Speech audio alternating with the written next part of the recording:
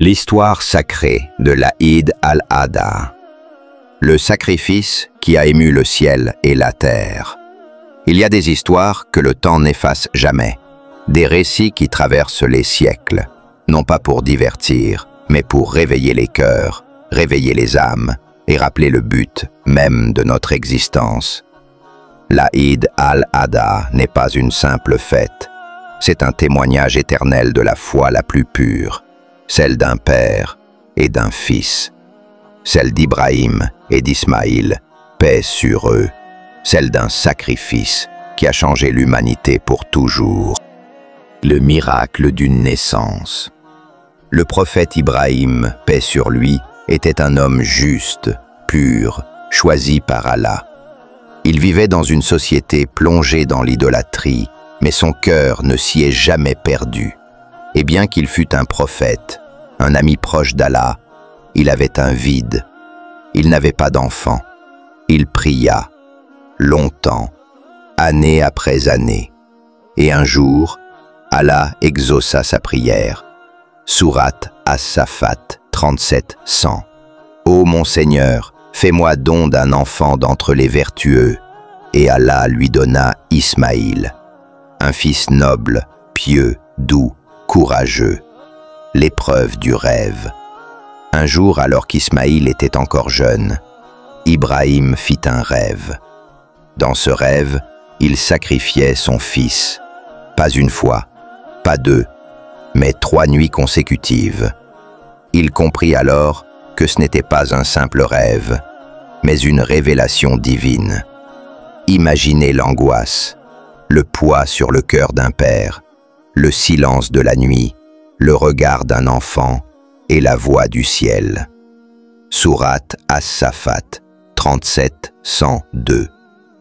Ô mon fils, je me vois en songe en train de t'égorger. Vois donc ce que tu en penses. Et Ismaïl répondit sans hésitation. Ô mon père, fais ce qu'il t'est commandé. Tu me trouveras, s'il plaît à Allah, parmi les endurants. La marche vers la soumission. Père et fils marchèrent ensemble vers le lieu du sacrifice. Pas une plainte, pas une larme, seulement la foi, la soumission, l'obéissance. Ibrahim allongea son fils, il posa sa joue contre la terre, il prit le couteau, et, au moment où il allait l'abattre, Sourate As-Saffat 37-104-105. Ô Ibrahim, tu as confirmé la vision. C'est ainsi que nous récompensons les bienfaisants. Allah, le Tout-Puissant, remplaça Ismaïl par un bélier venu du paradis, et le ciel s'ouvrit pour saluer cette foi immense. Le sens du sacrifice. Ce n'est pas la mort qu'Allah voulait, ce n'est pas le sang qu'il attendait. Sourate Al-Hajj 22h37. Ni leur chair, ni leur sang n'atteignent Allah, mais ce qu'il atteint de votre part, c'est la piété. Le véritable sacrifice, c'était l'attachement du cœur, le détachement de tout, sauf de Dieu. Aïd al-Adha nous enseigne que le plus grand sacrifice est parfois intérieur.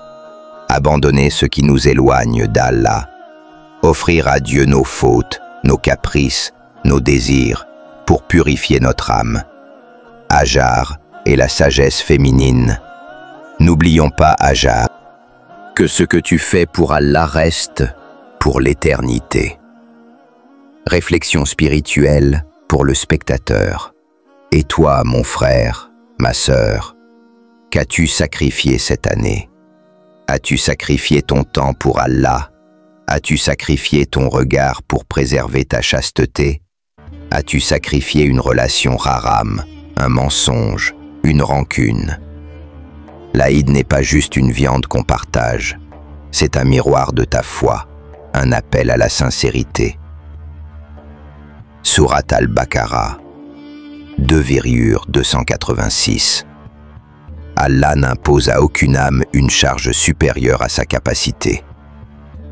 Qu'Allah nous accorde tous un cœur comme celui d'Ibrahim, une patience comme celle de Hajar, une obéissance comme celle d'Ismaïl, et une foi comme celle des vrais croyants. Abonne-toi pour ne pas rater les autres histoires du Coran. Commente. Quel sacrifice vas-tu faire cette année pour te rapprocher d'Allah? Partage cette vidéo à quelqu'un que tu aimes, car le rappel profite aux croyants.